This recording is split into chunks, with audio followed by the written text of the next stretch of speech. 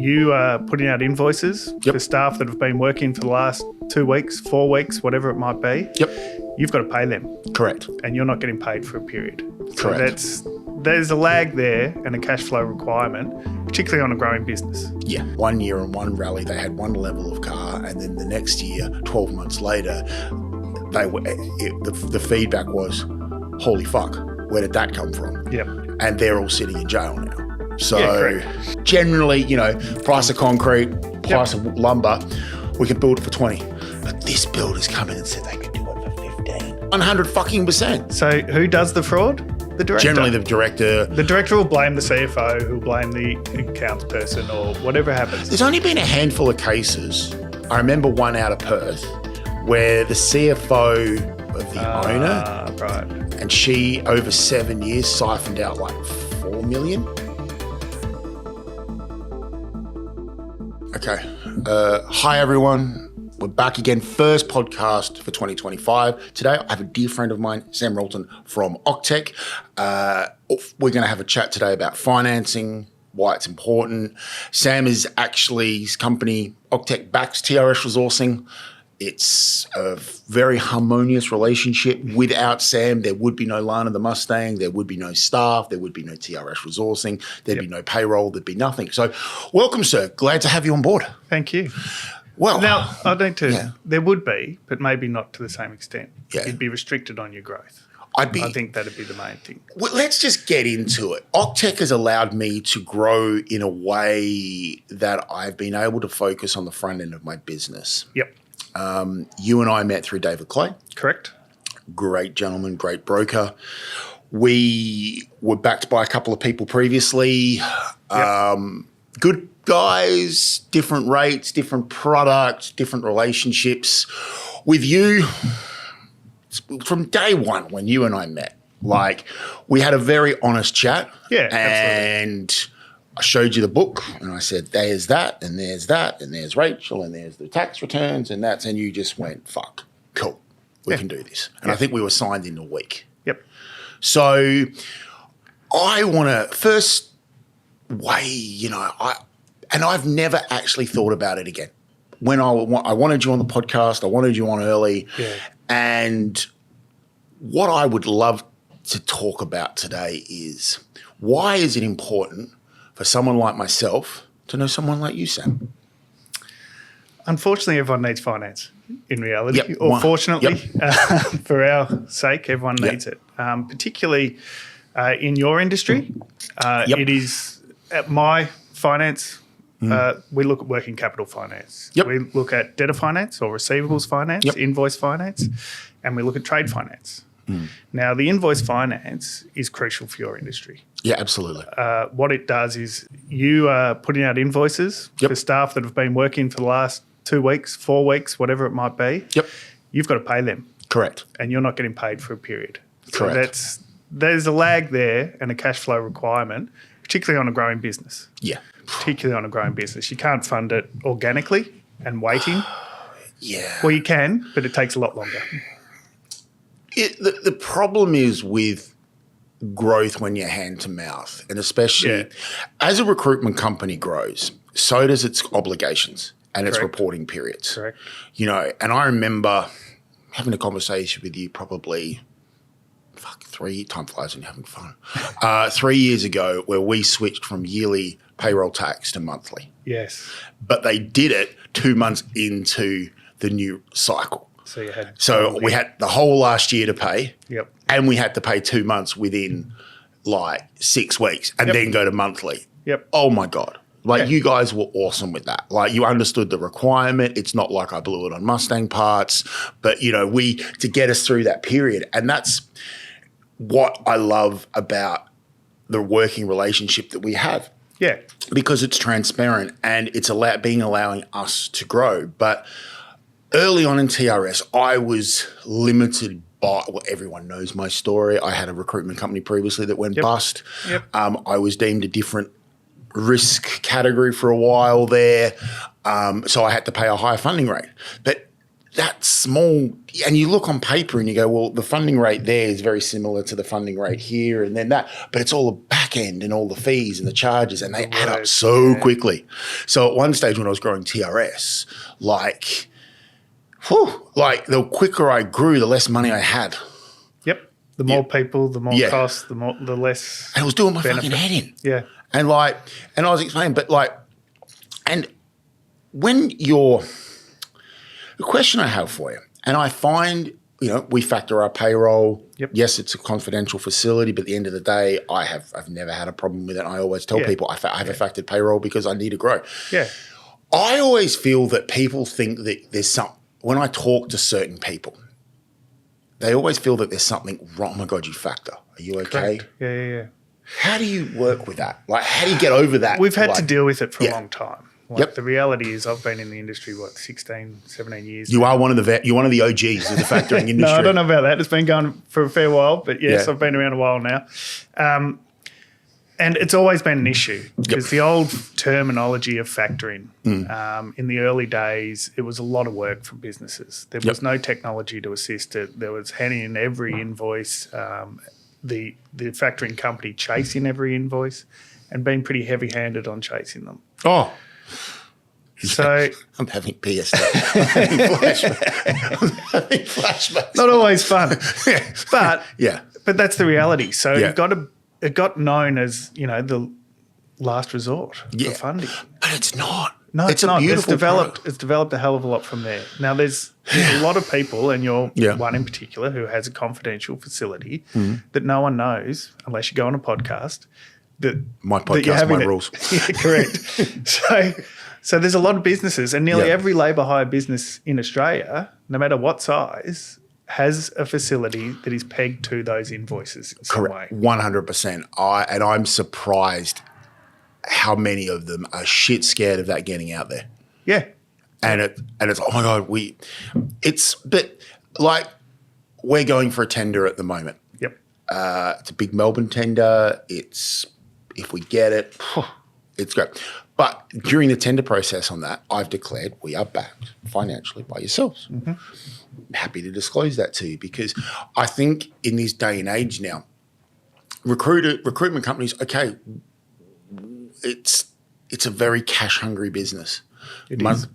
Monthly, weekly PAYG, monthly payroll tax, soon to be weekly super. Sheer hungry business. Yes. And I say this all the time, but I started TRS resourcing with $5,000. It doesn't even cover fucking operating expenses. No. It's and the bigger you grow, and if you don't have the correct partnership, we're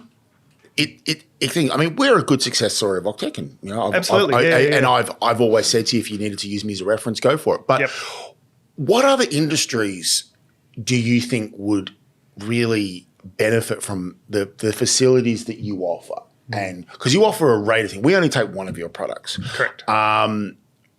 We've always discussed having a partnership around buying other recruitment companies, and those conversations. I won't disclose the conversations we've had, but I'm always fascinated with how other recruitment companies appear to. They don't want to factor because they're worried about it, but then they're asking for 7-day payment terms from their clients. So what's the difference between a recruitment company and an employee for a cost point of view? So what? Yeah, and what are they giving up for that 7-day term also? So not much anymore because we're duly responsible for workers' comp now. It can go. What I'm saying is it can go both ways. Yep. I can be deemed responsible on the site, and so can the host employer. And we're both in an equally amount of, and there's no, gone are the days where a company would strategically use recruitment, labour hire on a particular area of their business that's, say, high repetitive work. Yes. Because they've got a workers' comp issue there. What I'm really interested to find out is what areas do you think, other than recruitment, your products would work well in? Look, so we've got our two main products, the trade finance. Yep. So we look at trade finance as that back end. That's dealing with your suppliers and purchases. Mm-hmm. Now, labour hire, you don't have purchases, you have staff. So touch wood. But you also don't have stock requirements and all that kind of stuff. So it's a different balance sheet. So there's a number of importers that utilise our trade facility. We have an international trade-in portal where people can pay away and bring in the stock. And they can use their own credit cards. They don't have to use our finance. There's a number of different ways they can do it. So there's options to do that. So it's a payments portal as well as we provide trade finance. Okay. Let's say a client's pulling their hair out. You know, they're trying to get funding and finance. Why do you think so many people don't know about factoring in Australia? And they think that it's, you know, the last resort, you know, finance product of the desperate. To be honest, it's a confusing product for a lot of people. Why? Because it's not well sold generally. It's got the interest of the individual entities that sell it, but there was a governing body which tried to promote it as a whole. Yeah. And that sort of fell apart when there was so many different purchases of the same companies and it all got a bit too Got a bit incestuous there at one stage. And it's still a little bit incestuous. It is. Yeah, no, there's not a huge amount. And there's still debtor finance companies buying out debtor finance companies, which is going to happen in any industry. It happens in my That's industry. fine. Yep. So there's no body pushing to advertise it. So all people are doing is really just pushing their own wheelbarrows. Okay. And so that's a tricky sort of thing to get out there. With debtor finance, I went for the job interview at my previous employer. Yes. And I had no idea what it was. I'd done finance. Love it. I was working in securities lending and then the GFC hit. So I didn't even know your story. That's awesome. Yeah. Yeah, okay, let's talk about your story. Very mixed. But anyway, I was doing securities lending, GFC hit. So I was looking at finance jobs and a niece actually put me onto someone and said, try these people. And I went for the job interview. The night before, I had to look up what debtor finance was. I had no idea. It's not taught anywhere. No, it's not. It's not understood anywhere. You know, when I first started in recruitment, July 2013, under my own working banner, I didn't even know how to fund it, my recruitment company. I had some money stashed. I took out a personal loan before I made the jump, and I had no idea. And then I thought, you got to build it up. You know, you got to build up assets and borrow against with banks, and then just do perms. And even in my industry, like a lot of people think, I'm going to start my own recruitment company. I'm going to start with perms, and I'm going, why? Well, I don't know how to get funding. Talk to Sam. Talk to David, if depending on the size of your book. Question I have for you. You meet a lot of business owners and you get a lot of different sectors, right? Yep. What is the common set of behaviours, threads that you see with successful business owners? Controls. Okay. What do you mean by that? A good business owner understands that they need to have the procedures and everything right. Now, in debtor finance, as you know, we look at that invoicing process. And we're comfortable provided that all the steps are made. There's a number of businesses that come to you that just go, I delivered it myself and I've got no record of delivering it. And you go, well, how? Why? Why? What do you know? Okay. If I have to stand up in court, how are we proving it? Well, absolutely. So getting all your processes, your paperwork right makes it easier. Yeah, 100%. Then your debtors aren't going to argue that invoice is payable and they'll pay it. But if you're missing certain elements of an invoice or the process, the delivery docket, the labour hire documents, the timesheets, whatever that might be, they're not going to come back to you straight away and go, we don't have everything, we're not paying it. They'll wait until you ask for the money. Do you know what? It is exactly the same thing that we look at when we're dealing with our client base, how to processes safety. Yeah. Processes are so fucking boring. Oh, incredibly boring. Like, they're not sexy. No. You can't do a podcast about them, but maybe we will. Maybe we'll rebadge this podcast. Processes made sexy. But it won't get many followers. I don't know. It might. I'm surprised. There's some what weird trends. people out there that love it. I'm surprised what trends, like, where I call myself an accidental podcaster, but like, I'm surprised in the feedback you get on the people. I think these days people are wanting to be more entrepreneurial. Yeah. They're wanting to be more in control of their own financial destiny. Yep. And I love that. But they don't really understand accounting, No. finance, No. insurance. They don't understand the They just think, oh, if I've got this, they treat it tick box. Tick Yeah, box. I've I've got got it. financing. Have you got the right financing? What do you mean? I use this product. Yeah, my banker said I do. One that works very closely with you guys is TRS borrows millions of dollars from Octet on a yearly basis, and we then underwrite that with bad debt protection insurance. Correct. And we have always an understanding. We may be friends, we go on the podcast, but, if I end up owing you $1 million, you're going to want that back, and we're not going to. We do like to get paid back. You're going to want that money back. So, and there's nothing better than me going, Sam, I'm really sorry I've lost $1 million of your money. However, I've just texted Dean, and he's cutting you a check now. So we're all good. Yeah. And we just move on with life. I think you're a very good example of that, though. Yeah, but I learned conversations. No, you learnt the hard way. That's also another thing about businesses. Yeah. A lot of good businesses have learnt the hard way. And so those procedures have been improved. Yeah. Now, a lot of those learnings aren't catastrophic, but they're losses just the same. The biggest regret I have is not having a facility with you sooner. Mm-hmm. Also, learning the lessons that I went through was one thing, but I regret that I probably held back longer than I needed to start really growing TRS. So TRS was just kicking along for the first 3 years, right? It's giving me an income, had a couple of staff. Like, at the end of the day, I wasn't really there. But I always think, Jesus, if I'd done that sooner and brought that forward, we'd be a lot further along the path. So you say in all the people that you've seen is one of the key things is processes. Yep. 2 is learning from your mistakes. Correct. And third, being open with your financier. Let's talk more about that. Yeah. I'm probably over open and honest, over the top. I know a lot about your. You know a lot about my dating history, and we know a lot about certain people in our lives and stuff. But why do you think business owners, especially, don't want to be honest with you? There's a general fear that we're controlling the finances. We could put it on stop. We could restrict you in some way. I'm not sure.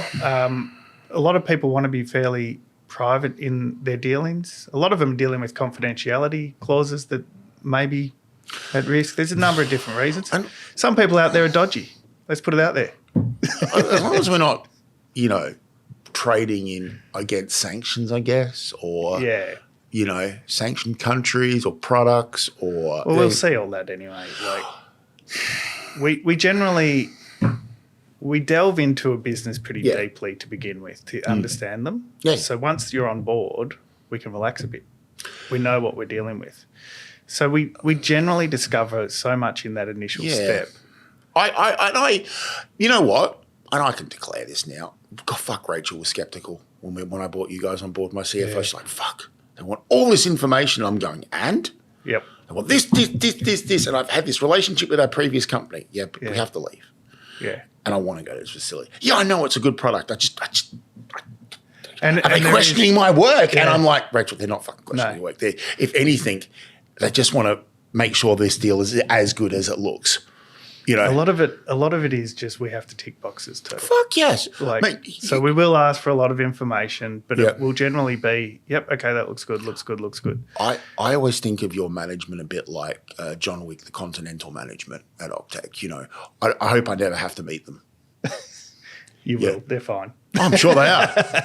They're all good. They're all good people. They'll probably laugh when they watch this and go, yeah, absolutely.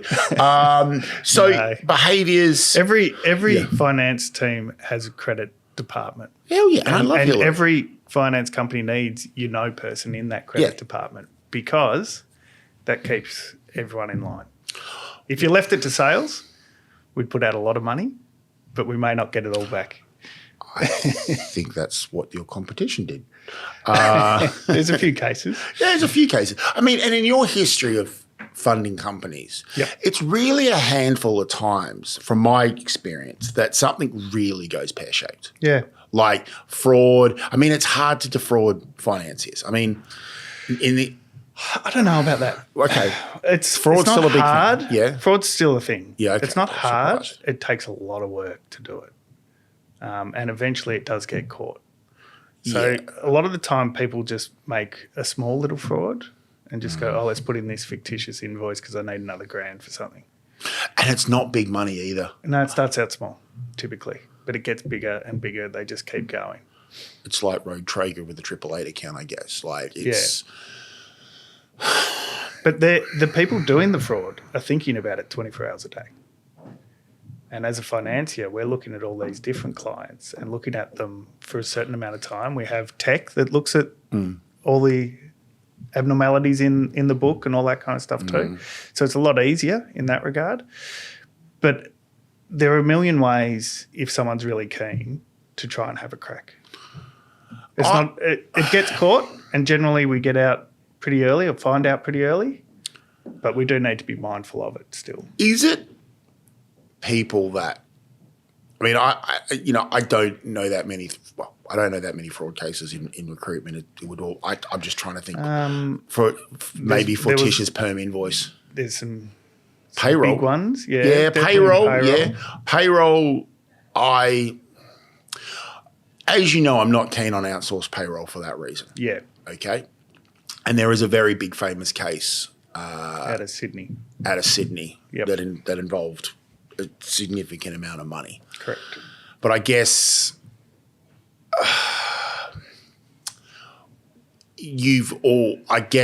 where these potentially come unstuck is you have a certain sales executive with a certain KPI and a certain turnover target and a certain that they need to bring in every month for their own billings and their own comms and their own, that they develop these relationships, and then they kind of, you'd never have that with me, but like use that relationship to influence something as it goes on. This is the only way I can think that something that big got that fucking big, because someone somewhere would have had to fucking flag, as you said, computers would have been going off like a fucking frog in a sock, you know.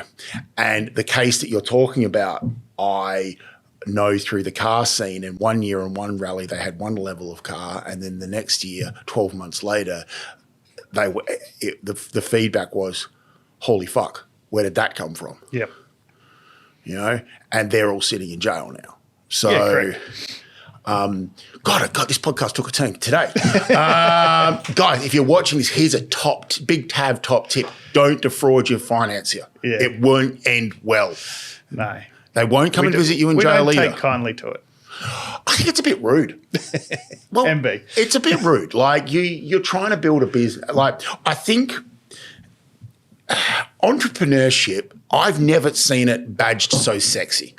Like it's always been a desire for everyone, though. It's been a desire, but it's never been as trendy now. Like it's never been, you know, when I first started in recruitment, you're starting business for yourself. That's risky. That's this, that's that. Now it seems to be everyone wants to be an entrepreneur and then go work out what business they're going to start. It's like, I'm going to run a business, don't know what in. Yeah, or doing what? I'm just going to be an entrepreneur. And I see it a lot on social. There's nothing. As you know, I'm a massive fan of personal brand, right? Yeah. And that's why I wanted you here. I wanted to talk finance. I wanted to understand that. But I think as finance changes, are you going to start looking for new business from directors that have a personal brand, because that's how to grow? I strongly believe that I'm doing this because I want to and it's a good outlet, but like in order for us to all grow, and I guess where I'm coming from the fraud question is people don't know how to organically grow their businesses. Like they get one business, one company, one client, and they service the crap out of it. And when that client's requirements change, they don't know how to do that. So that's when the fraud kicks in, because particularly if it's one client, or two or three or something like that. Concentration to just a couple, you're at a bigger risk. Yeah, I think I was going around. And we look at concentration. Everyone goes, can we do more concentration? Yeah. And the reason we look at concentration is it's spreading risk. Correct. It's spreading risk for the client and it's spreading risk for us. Well, to be honest, start of the year, I had a concentration issue with one client, okay? Yeah. They had sovereign capacity. They're big in defense space. Yep. That's pushing everything there. I came to you. We had a chat. I had the insurance in place. I used that relationship ethically. Correct. But what I guess where these frauds start from is they don't know how to grow their book correctly. They don't know how to build a new client relationship. They don't know how to sell to someone else. They then start doing that. So, well, they've developed whether it be ego, could be ego. Yeah. They've developed a persona. Yeah. That they're the Yeah. big wig, and they're trying to pump that out still. So there's a lot of Facade. different things. There's a facade, but there's also great business owners out there in hard times that I feel for in some regard, where they just want to pay their staff. Oh, fuck yeah. They're not pulling out any money for themselves, but they just want to be able to pay their staff and keep everything going. And they all believe that there's some improvement in a month or two. When my company collapsed in Perth back in 2016, the only thing I gave a fuck about was paying my staff. Correct. That's the only thing I gave a fuck about, right? And that was the hardest time because I didn't know what the fuck. Like, and you are right. Like, you know, and I learned a lot of valuable lessons from that. Absolutely. But when you were talking about whether we would lend to people that have a persona and personal brand, if that persona and personal brand is because they're an expert in something and they've got experience in something. Yep. Absolutely. If they're starting a new company, but they've got experience in that industry, they know what they're doing, absolutely we'll back them. Yeah. Provided that it's factorable debt. What isn't factorable debt? What isn't factorable debt? So when we look at factorable debt, and it's a terminology that only people in debtor finance really understand. I wouldn't have a clue. Yeah, correct. I just give you invoices. Is the invoice collectible is what that means. So is the invoice, if all hell breaks loose, everything turns to shit, can we collect out on that invoice? So debtor finance looks at the asset being the invoices and a group of invoices. So we want to make sure that those invoices are completed and collectible. So there's no contractual obligation within them still, which will risk us collecting that money. Okay. So where we look at, and it's quite an interesting one, construction. Typically, absolutely stay away from it in debtor finance because there's still contractual obligations. If you're doing projects and there's where it's timesheets, it's different. You can prove it. Yeah. Where it's a progress element, and we've got $1 million progress here. That's where it's different. But that's what. But Securities of Payment Act, although it's slowly getting there, I think, where there's enough case law to say that there are ways to fund it, still a risk as anything. But it's a big area where potentially debtor finance might be able to help if the controls are right. So I used to be, like I'm reformed now, I used to be a construction recruiter. That's all I used to do. And when you start a recruitment company, construction is the area you go into because there's labourers, there's carpenters, there's timesheets everywhere. I didn't know what LDs were until it was too late. Liquidated damages. And when offsets.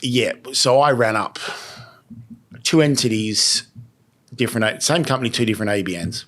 Ran up $300,000 on me, $600,000. Then wanted to go on a payment plan because they got hit with LDs. Yeah, fine, whatever. I've got insurance, whatever, move on. Then I got from my backers, can we have a coffee? Going to come out to the office. Yeah, cool, come out. You know where I am. Great, sit down, cool, what's up? We're going to disapprove this $600,000. I'm like, why? It's on a payment plan and I've got backing. Yeah, it just doesn't work like that. You're going to get to 91 days and we're just going to recourse a lot. That's what sent my first company. That single there sent me on a trajectory that, the rest is history. But I learned so much about the importance of understanding what the product that you have. When it comes to funding, right, and being backed by funding and this and that, they in the good times, it's all beautiful. Of course it is. It's Friday lunches. We're going on yacht parties. We're going to wherever until it's not good. And then suddenly we're pulling clauses in contracts. So hang on. You've got a concentration issue here. Hang on. You don't have, and I guess this is the one you see a lot. great business, doing a lot of business, invoices left, right, and center. They go for an increase on the book, but then suddenly the insurer insuring the debt doesn't increase the funding, and then there's a restriction on that. Yeah, and I'm assuming in this day and age, if there's no insurance on it, you're not gonna, like, generally in recruitment, it might, thing. Yeah. So yes and no, depending on, I guess, the concentration of the book as well, I guess. But I knew so many independent recruitment companies that had bet the farm. Correct. And like they might have had a trading limit of 500,000. And they're thinking this is 10 years of gravy. And they went in for 2 million, 3 million. I know one company, they had insurance coverage for 4 million and they went into close to 9. Yeah. Double the book and some. Yeah. And I'm like, for everyone watching this, guys, what are you talking about? It's what we're discussing is factoring kind of works as in they'll lend you the money for 90 days, but on the 91th day, if that money's still outstanding, generally 90 speaking. 90 days end of month. 90 days end of month, Out to 120. Out to 120. Yeah. Then they start recoursing back, which for small in price is great, but if it's your biggest client, you're out of business. And I guess that's what we're trying to talk about today is where frauds can start from, where this is you've got so much business coming out of this one area, one client, one sector. Yeah. I mean, there was probably plenty of good recruitment companies that went bust in the last downturn in Perth. Well, I was one of them, or downturn anywhere because they were just too involved in one sector. And it was nothing wrong with the company or the way they recruit or anything like that. It's just that sector went to shit. But basically, when we look at that 90 days end of month, should you have collected that invoice in that time? 100%. Correct. Now, some of the big guys, your big boys out there will push longer terms on their clients. Fuck yes. Because they can, because they're the big boy. Yeah. And all that's happening there is you, as the business owner, waiting for your payments to come in, are funding their cash flow. 100%. Yeah. And the bigger the thing I find the bigger the company, like they just push and push and push, and you need us more than we need you. Well, hang on, no, you don't. Yeah. Because if you needed me more, like if you think it was the other way around, my dyslexic brain's jumping in here. You wouldn't be spreading your risk between all these different subcontractors in the way. You just go to the big boy. Correct. But the big guys already told you to fuck off. Hence why you're going to all the little players and saying, we're here to support small business. It drives me fucking insane. Yeah. Like we talk at the Payments Act and how it's catching up. And I honestly think, we can talk about construction and there's a reason why. I mean, I'm in it a little bit, but it's more in It's particular. a high risk. It's always been a high risk. Because traditionally, a lot of construction companies make money out of not paying those invoices. Correct. And that company goes under, then you don't have to pay. That's great. All right. Yeah, or paid cents in the dollar to the liquidator or whatever. Yeah. And I see that shit all the time. Is construction should be trust. Each construction build should have its own trust account. Okay. The developer manages the trust account, independently audited. The builder puts its claim in for the trust account funds for their monthly for them. Mm-hmm. If the build increases, we should revert it back to a cost plus model. Banks get involved because I guess what I saw coming out of construction is builders cutting their throats to get the job. Yep. Leaving money. So the small margins, but hoping to make it up later on alterations. Yeah. But what happens is let's say the architect and the quantity surveyor, and they go, to build this building, it's going to cost $20 million. We know with today's market, with labour and everything like that, because it's all generally, price of concrete, price of lumber, we can build it for 20. But this builder's come in and said they could do it for 15. We're going to give them the job. Where the fuck? So they're leaving money on the table. Correct. And I think if we change the whole system where trust count for that, more transparency from the banks, because the banks, and this is why there are so many fucked buildings across Australia, across the world, is because they've been built cheaply and poorly. Well, it's a set price and they need to make money out of the Correct. materials. Yeah. And the mortgagees and the banks effectively end up holding these defective buildings. Yeah. Because, the developer's gone bust, Walked building's away. 3/4 built, What are we going to do? Builders walked away. Builders walked away. Developers walked away. Okay, we'll just hand the keys to the bank. Your problem. It's a big risk. And that, yeah, I think, but this is the whole thing where the risk, the finance, it's all, the transparency of the relationship is there. And I mean, I vowed one day never to have repeated to me what happened again. So hence why I don't do a lot of construction. I've got 1 or 2 jobs. They're fine, but it's still a big area. Oh, it's fucking huge. There's still a huge demand. It's huge. It is huge. It is beautiful though. It is. I remember all the boom times in my career, like proper fuck. You cannot do any wrong, and we've all had that in our career. You write every single deal in a month. Every deal lands. Yep.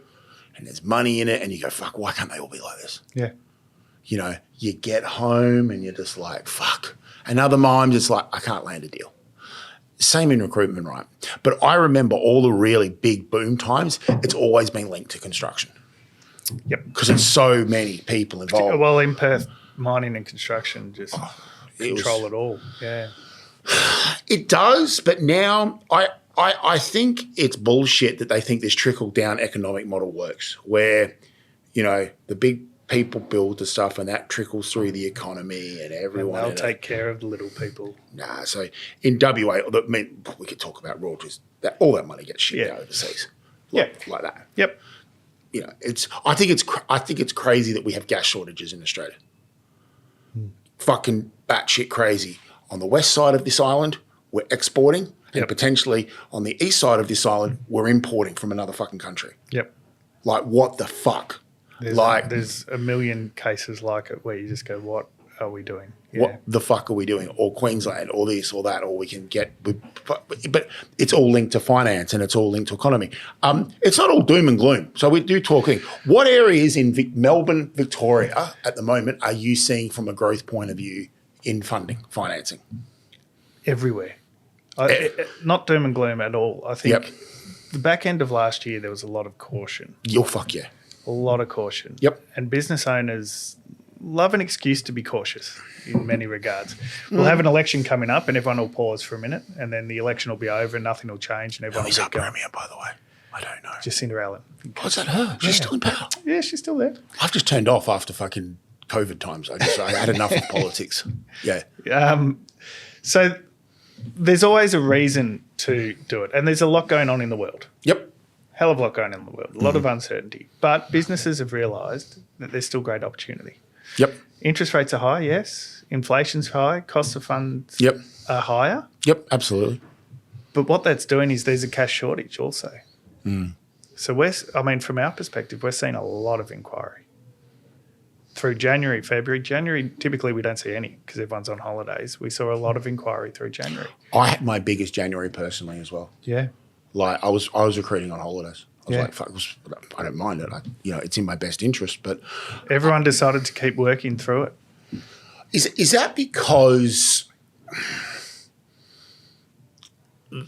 caution that? But it's like we're in the business of being in business. Is that why you think that people have gone, fuck, we just need to get on with this? You can only stall for so long.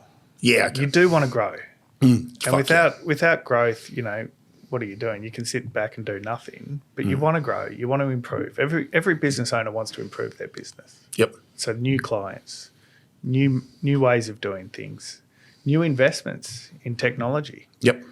And machinery. So there's a lot of costs involved with all that. I'm actually seeing that. Yep. Yeah. And so there is a lot of inquiry for more funding, and a lot of it is perhaps. As the property market has plateaued. Yeah. Yep. So the banks are technically plateauing against those properties. A lot of businesses will have to put up a property for funding from banks. Correct. And the beautiful thing about your facility is no property. No property.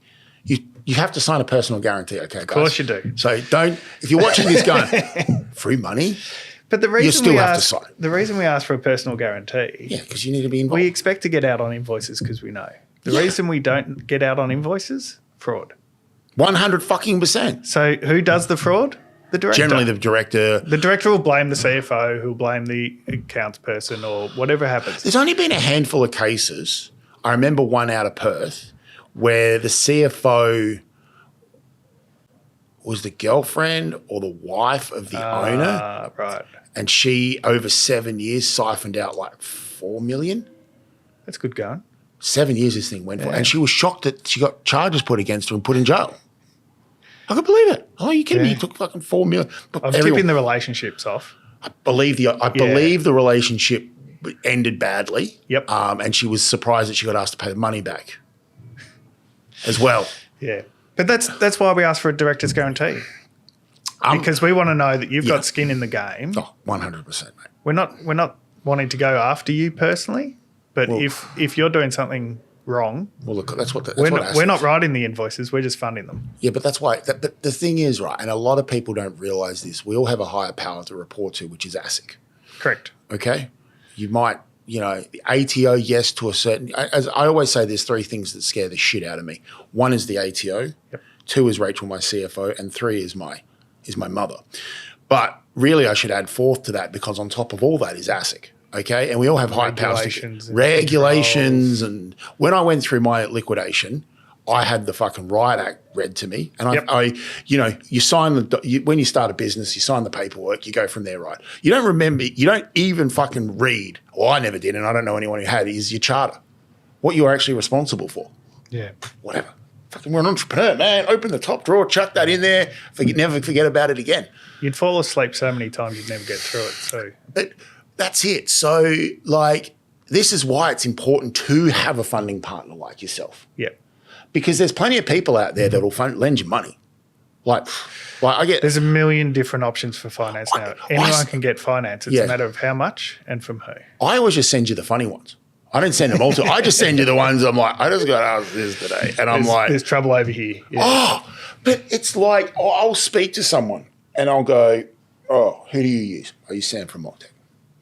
Oh, I don't want to factor. You're a recruiter. You need to. Or it's not good to me. Okay, speak to David Clay. He's going to refer you to Sam anyway, or whoever. But I just don't understand. Broker relationship is pretty crucial for a business also. Fuck yes. Yeah. Now, you're very lucky with Dave. He's great. But without a broker going on your own, it's a lot more work and a lot more risk in many ways. And I think that's the key to success for any business owner is to surround yourself with the right insurance person. Yep. Got very lucky there. I've got 2 great insurance brokers, Tryon Christos and Dean Jenkins. Yep. I've got yourself for funding. I've got Dave for anything commercial orientated.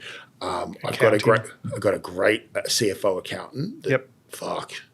Oh, she was yelling at me last week, mate. Fuck. What'd you do this time? Well, we're not going to talk about it on the podcast. We can talk about it on the podcast.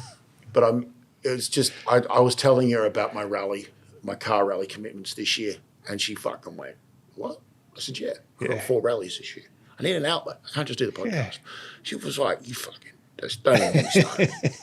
I said it's important. But luckily she's not always here. Do you know what? Rachel, halfway across the country. She gets so shitty with me because I sell her as this bad, fucking death, Rachel. And she's this lovely lady. And everyone, the feedback was like, Rachel, Tavis sold you in a way that I was not. When you came through the door, I thought, well, it's much easier to create fear of talking to her than you saying no. No, God, no. But I know a side of Rachel that no one else. So, they're getting back to the right people, and people might think finance isn't sexy, and that's why I want. It's not going to be the greatest topic at a party. No, let's face it. But it's the most critical because if you don't grow, if you cannot, it's hard to grow your business when you're doing work, especially in the early days. You're put the invoice out. Yep. You're waiting for that invoice to be paid. Then you can do some stuff with that, and then that process again. It's impossible, and eventually you're going to burn the fuck out. And you're up all night worried about cash flow in reality because you don't know. You've got bills to pay, and you're waiting. You're relying on getting that money from someone else before you can pay it, and you're having to put it off. Yeah. Cash flow is bad on a personal level, let alone a business level. It's an issue for everyone.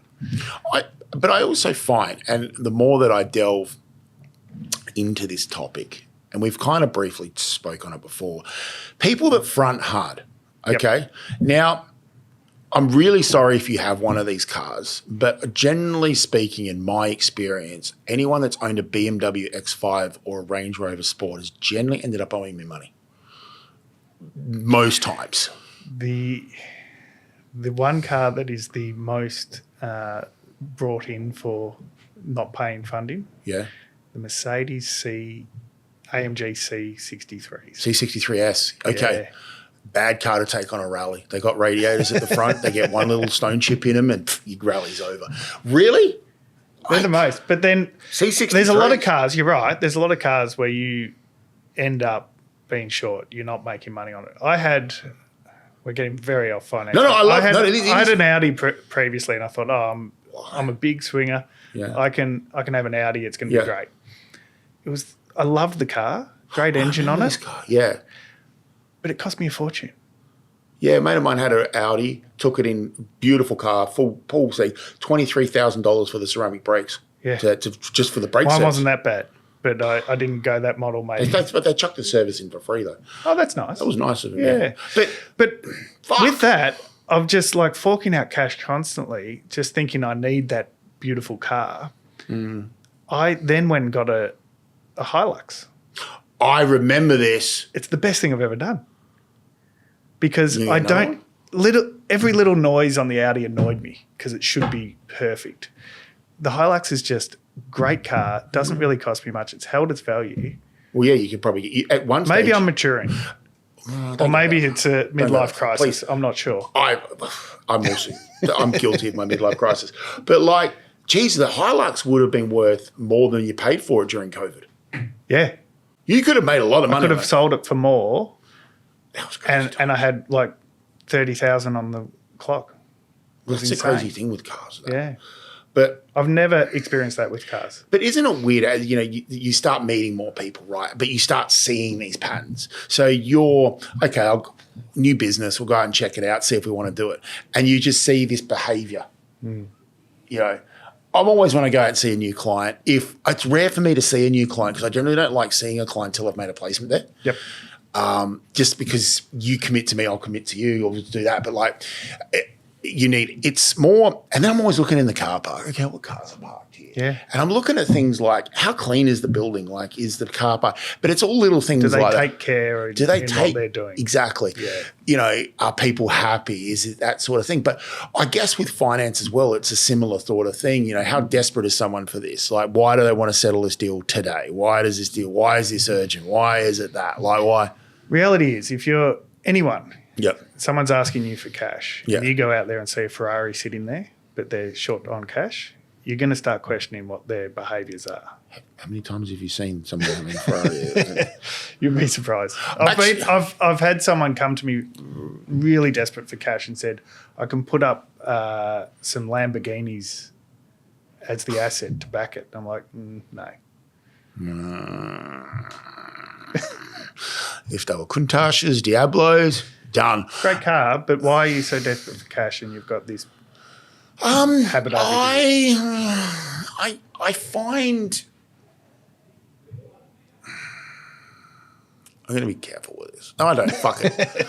No, you're I not. find people that are old school, paid by a check, you know, they still think that, you know, the ATO big computer doesn't exist and, you know, they can, you know, who haven't adapted to today and age, Yeah.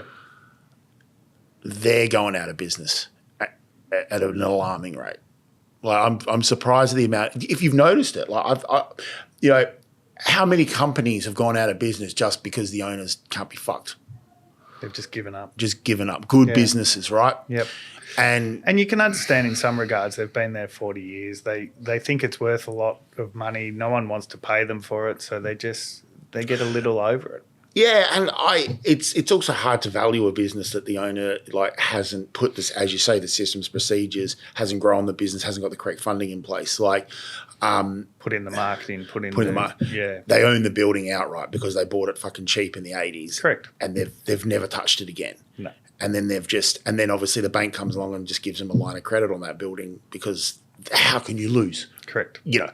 So then the company just does its thing, and there's nothing wrong with that. No, nothing wrong, but in this day and age, like, it's just fucking sad because we all love doing business and we all like growing the book, and I just wish we could find a way to finance these purchases. Yeah, there's a lot of energy that's required for a business too. Fuck yeah. So there's a big generation that are moving into retirement, and that succession isn't necessarily there. They can't necessarily sell it for what they thought they could when they started out, and they're just ticking along. I mean, not to go into thing, but I mean, 2023, I had a pretty drama personal life at the time, and that took a lot of energy and a lot of focus off TRS, and that was taking up all your thoughts and time and hassle. I mean, and literally the book went from here to here in 12 months, and like, you know, we got through that, but like the energy and the focus, and that's really fucking important. Like that is super, super fucking important. And guys, you're watching this. It's, having a, you don't have to be this open with your financier, but no, if you do want to get funding and you do want to grow, I don't mind. You don't mind. It's, at the end of the day, I guess I take a bit of cash from you guys. We need it. Like the payroll we pay weekly, and without payroll, it's that. So as we, wind down this chat, how can people get in contact with you? Where is the place that you'd like to be contacted on? Anyway, LinkedIn, I don't mind. We'll put your links on this thing. Just ring my phone or email 24/7. If no, you wake up at 3 o'clock in the morning, start with email. Panicked, I need money. Call Sam. You'll be amazed. Most searches, for instance, our marketing team view our Google Analytics and stuff. There's a lot of searches at 3 a.m. from businesses on cash flow. So that's when they're awake and worried about paying. You know what? I don't know if it's because, we've got previous history, but I'm always seeing your ads on social. Yeah. Like LinkedIn. We have a really strong marketing team that are out there trying to get the name out there. It's not easy selling. Exactly. The education piece is a lot of people think they understand the different products and they have a general knowledge, and that's fine. But then there's a lot of people, like me when I started out in the industry, have no idea what it is. I get, but the benefit that I've had with Octet is the funding rate is always important, but it wasn't the most important thing. It was, I knew exactly what each dollar was going to cost me. And you're the first funding partner that I've ever had that I fully understood what each dollar cost. Because before it was a bit fugazi. Yeah. I've lost deals on doing this. And I've won deals on doing this. But showing a client exactly how much it costs, they need to understand that to make sure they have the margins and they know what they're getting into. Quick side story. When my recruitment business in Perth collapsed, one of the reasons was it collapsed is I had it on cost with the old funding partners. Yes. I knew roughly what it was costing me. I had no idea what it was costing me with the new partner, and it was close to double. Yeah. So every invoice I was sending out with the new financial partner was actually sending me further Correct. and further down the gurgler. Yeah. Sorry about that, guys. And I had, ignorance is bliss. Yep. But it's also fucking expensive. Correct. And that got me in a heap of shit. And that liquidation took 4 years, and the company only traded for 3 and a bit. Yeah. Yeah. It takes a huge amount of energy out. Fuck yeah. But there are hidden costs that you need to understand. And I'm happy to, tell my prospective clients exactly what the costs are. Well, but that's why you need. I don't know why you haven't got as people lined up around the street to your office. But even I personally get stuff from banks and stuff that says headline figure 13%, but then they charge a fee every month and they charge all these other fees, and you don't really know until you sit down with an Excel spreadsheet and try and break it down what that cost is. So, but the problem is with us entrepreneurs, business owners, is the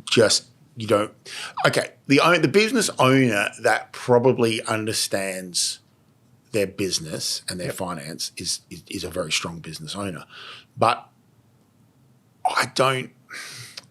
There's a reason why I have a Rachel. There's a reason why I associate myself. You guys are a lot better at it than me, and I acknowledge that. So the experts in the different fields, absolutely. But I guess not everyone is as lucky as me to have these people, and I guess you would also get a lot of referrals from accountants, and that it's accountants can't really refer that often. They Really?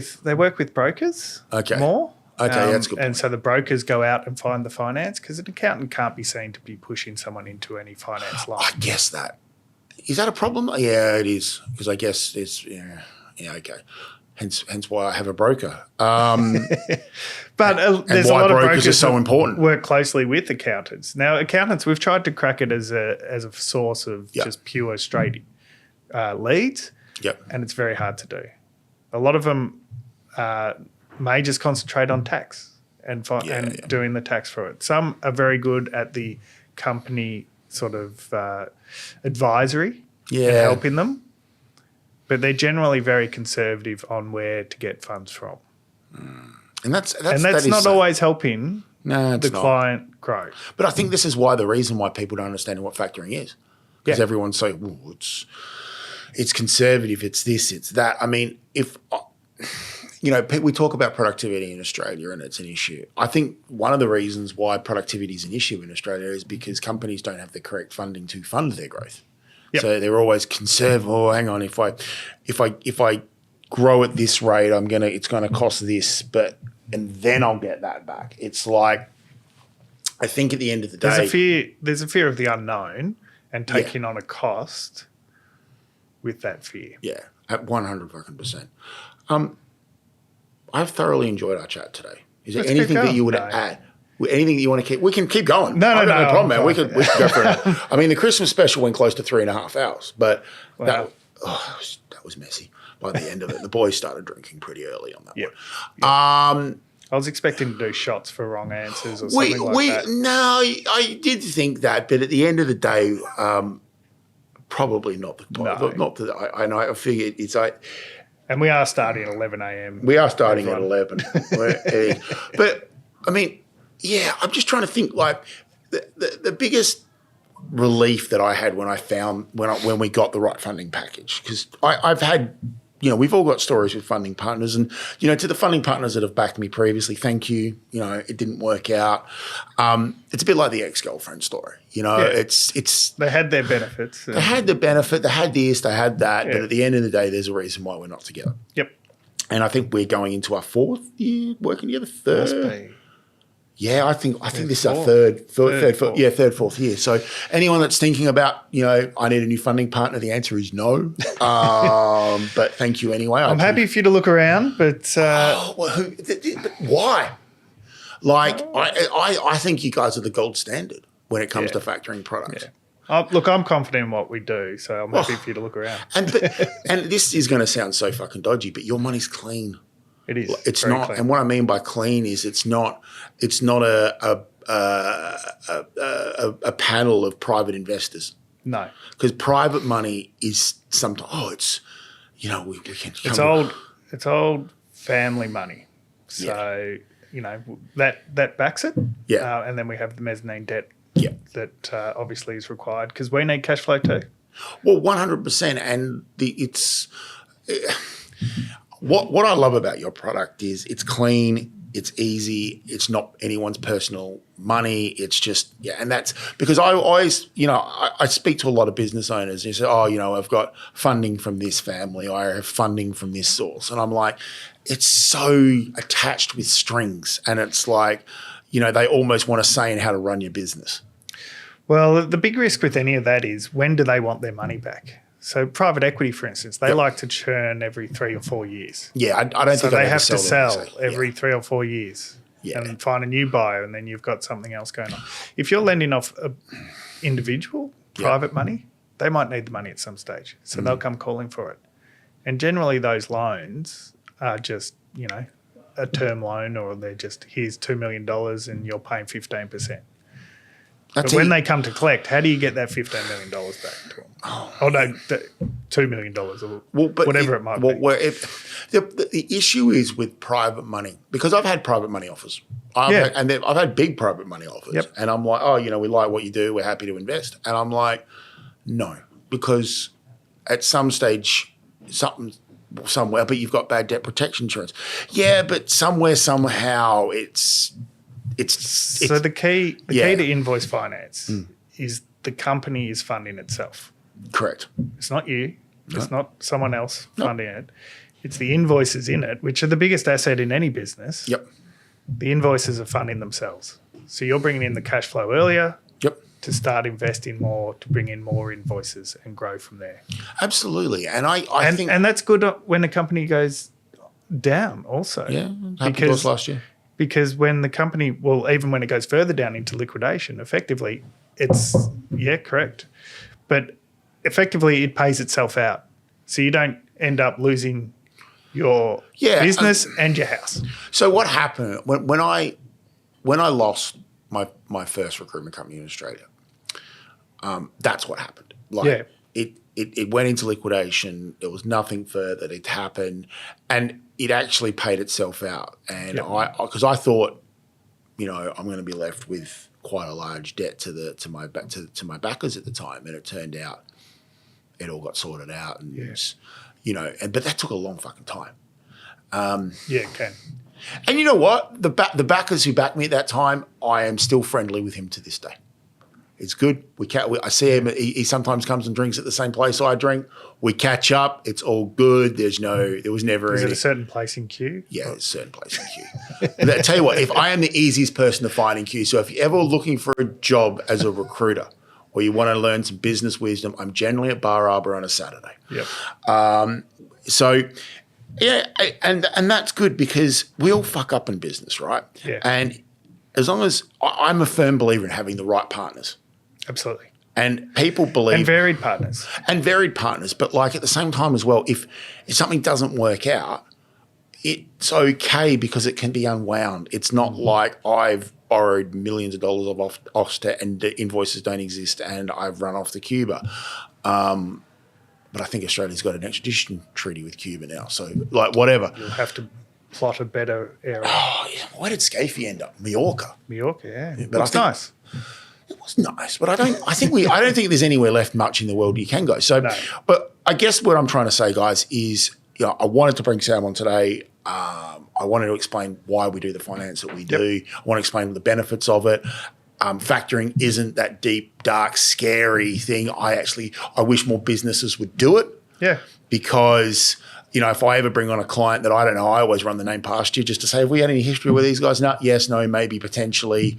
Yep. Not individual financial stuff. It's just there are certain businesses out there that like to shop their recruiters and labour hire for certain reasons and, just want to make sure that that's there. So, guys, thank you for watching today. Sam, thank you for coming on board. That's great. I really enjoyed this. And until next time, sir. Absolutely. Thank you. Thanks, Dave.